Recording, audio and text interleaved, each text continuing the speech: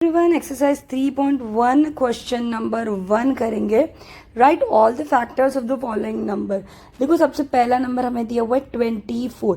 अब 24 हम देखेंगे कि सबसे पहले किसके टेबल में 1 एंड 24. 1 के टेबल में 24 टाइम्स. ठीक है, 1 उसका एक फैक्टर है. और उसके बाद हम देखेंगे कि 2 टाइम्स 12 करेंगे तो हमें क्या मिलेगा, 24 मिलेगा. ठीक है, 3 टाइम्स 8 24 होता है. और 4 टाइम्स 6 करेंगे तो भी 24 मिलेगा. और कोई टेबल नहीं है जिससे 24 डिविजिबल हो. तो इसका मतलब हमारे फैक्टर्स क्या हो जाएंगे, 1 2 3 4 6 8 12 एंड 24. मतलब बेसिकली हमें वो नंबर्स फाइंड आउट करने हैं जिससे 24 जो है वो डिविजिबल होगा. अब क्वेश्चन नंबर 2 पर आते हैं. 15 सबसे पहले 1 इंटू 15 लिख देना है. 2 से देखेंगे डिविजिबल नहीं होगा. फिर 3 से 3 टाइम्स 5 15 हो जाएगा. ठीक है, और कोई टेबल नहीं है जिससे ये डिविजिबल हो. तो इसका मतलब 1 3 5 एंड 15 इसके फैक्टर्स हो जाएंगे. ठीक है, नेक्स्ट क्वेश्चन है क्वेश्चन नंबर सी 21. सबसे पहले 1 इंटू 21. उसके बाद में 2 से डिविजिबल नहीं है. 3 7 21. इसके अलावा और कोई टेबल नहीं है जिसमें 21 आता हो. तो 1 3 7 एंड 21 हमारा आंसर हो जाएगा. उसके बाद 27 2 से डिविजिबल तो नहीं है. 1 इंटू 27 पहले लिख लेंगे. उसके बाद 3 9 27 होता है.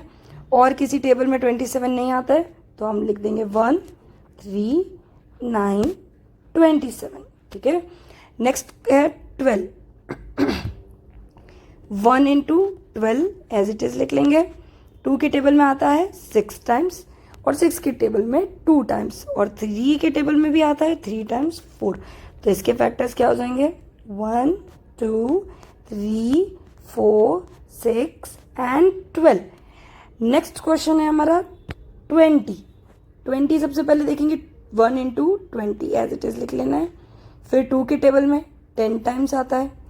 3 के टेबल में नहीं आता. 4 के टेबल में 5 टाइम्स आता है. फिर और किसी टेबल में नहीं आता. तो इसका मतलब इसके फैक्टर्स क्या हो गए, 1 2 4 5 10 20. क्वेश्चन नंबर जी है 18.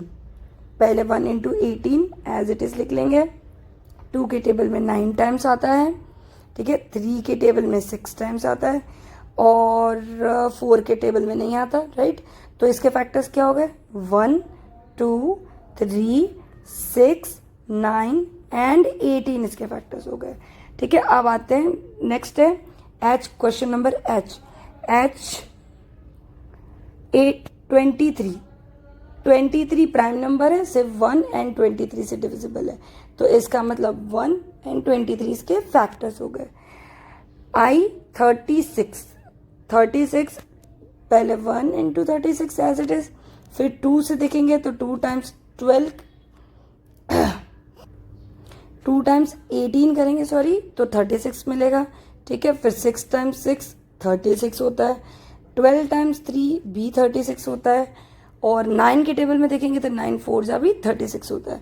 इस तरह से इसके फैक्टर्स क्या हो गए, 1 2 3 4 6 9 12 18 एंड 36 इटसेल्फ. ठीक है, ये हो गया हमारा question number 1 complete. Next right first 5 multiples of 5 8 and 9 हमें दिया है. तो 5 का फर्स्ट 5 मल्टीपल्स क्या होंगे वो हमें लिखना है. तो 5 का टेबल बोलते जाना है. 5 टाइम्स 1 क्या होता है, 5 टाइम्स 2 क्या होता है, 10. 5 टाइम्स 3 15. 5 times 4 20 and 5 times 5 25. तो हमारा आंसर क्या हो गया, 5 10 15 20 एंड 25. इसी तरह हमें 8 के मल्टीपल्स लिखना है, मतलब उसे मल्टीप्लाई करता जाना है. Right, 8 multiplied by 1 8. 8 multiplied by 2 16. 8 times 3 24. 8 times 4 32. 8 times 5 40. तो हमारा आंसर हो गया 8 16 24 32 एंड 14. 9 जो है उसका हमें क्या करना है, मल्टीपल्स फाइंड आउट करना है. तो 9 टाइम्स 1 9. 9 टाइम्स 2 18.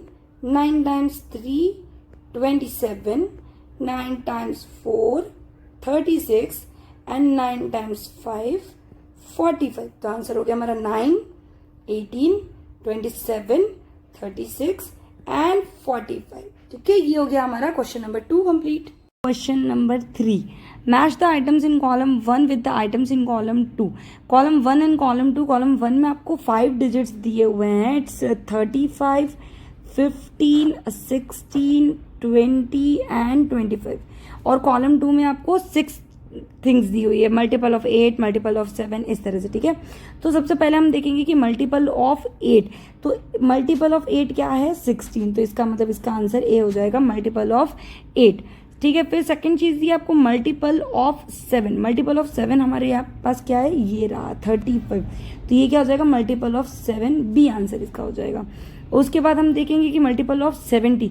अब यहाँ तो 5 नंबर में से कोई नंबर ऐसा नहीं है जो 70 का मल्टीपल हो। ठीक है, तो इसका मतलब सी वाला किसी का आंसर नहीं है। डी वाला दिया है फैक्टर ऑफ 30। 30 का एक फैक्टर बताना है कि 30 का एक फैक्टर क्या हो सकता है।